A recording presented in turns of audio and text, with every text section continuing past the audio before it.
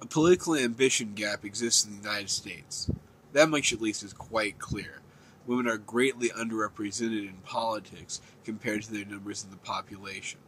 The question then becomes, is this the result of some kind of discrimination? It's not always the case that imbalances in representation are the result of discrimination. For example, German families usually started most beer companies in America, but they weren't discriminated in favor of. It just so happened that certain historical conditions existed for one group without discriminating against another to get some kind of advantage. However, this is not the case when it comes to women's representation in politics.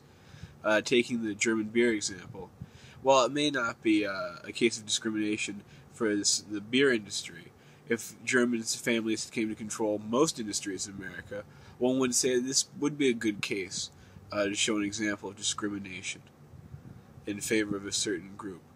When the overwhelming amount of such an important systematic institution as the governance of the United States is represented overwhelmingly by men, it can be concluded that in some way the system must be biased or in some way discriminating against women. Whether or not this is done intentionally is another question, but there must be some kind of systematic bias present in the system to account for this. Now, studies have shown and revealed that when women do run for office against men, it tends to be that there is no difference, based on gender at least, for their winning. It's much more important their views and how they represent themselves. However, women don't tend to run very often. Now, this is the most important part of it, and the theory which can explain why there is such a large political ambition gap among the genders in the United States is the fact that women, one, have a gendered psyche due to historical and cultural conditions to not seek office, and further, that certain realities in the system currently today, which are biological and societal, restrict the roles of women unnecessarily and must be corrected in order for women to fulfill the great promise of a representative democracy, which is the idea that it is representative. If we have more women in politics, we can see an enormous amount of changes. Women are half the country, they are half of humanity.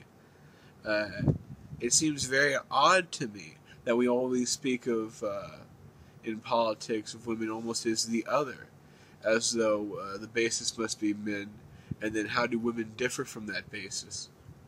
But in reality, we just must consider this as a human issue, and why is one segment of humanity unable to gain political representation? What is the negative ramifications of that? Obviously, there are many.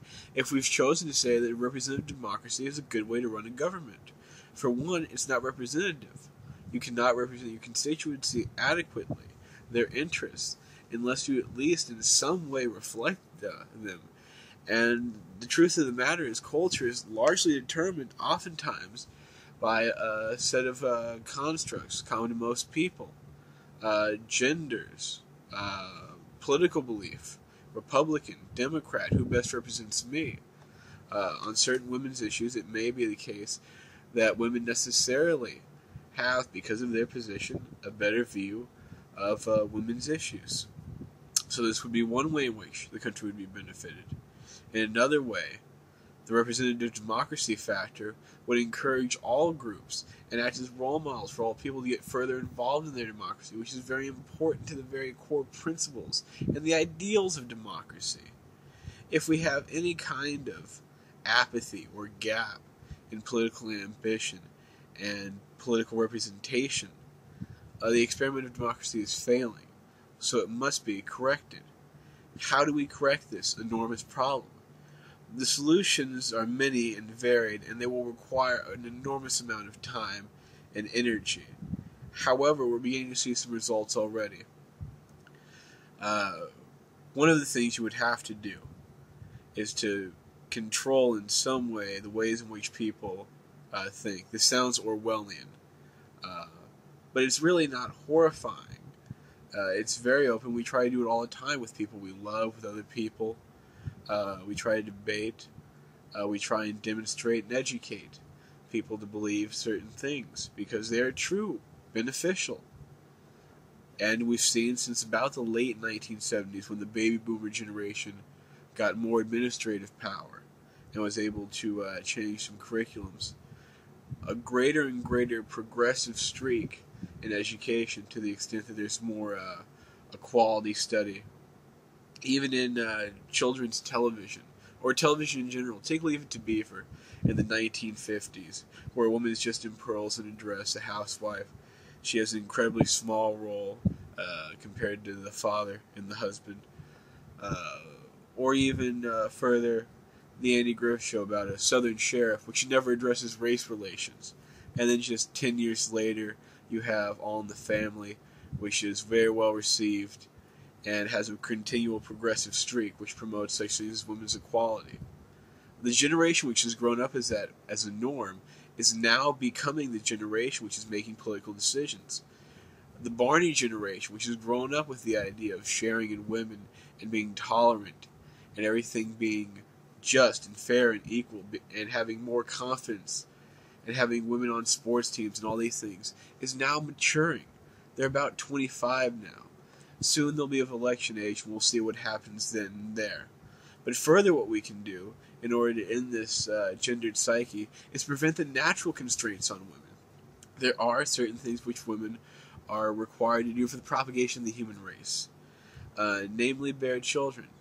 We must turn around an entire system economically so that we are able to have women represented in business and therefore in politics, in that kind of pipeline which exists for men. And in doing this, we have to rearrange how we schedule family time, how we can rearrange work schedules, so that children and family doesn't have to come for the woman first all the time, and so that men can be more involved in their families' lives. This is the crux of changing the most of the impediments to women in reality. The other part, of course, is psychological, the gendered psyche, which will be changed by media and further education. But at least immediately, rather than that generational shift which must occur in education, we can immediately begin to put into place procedures which allow women flexible working schedules, which put more emphasis on men raising children, which allow women to have children later and to manage their careers better in a more flexible way for themselves. In this way, we can close the political ambition gap, or at least attempt to mitigate it. My sources and references are attached to the essay outline. I didn't think it would be appropriate to jam them in, so my facts have been cited. Thank you very much.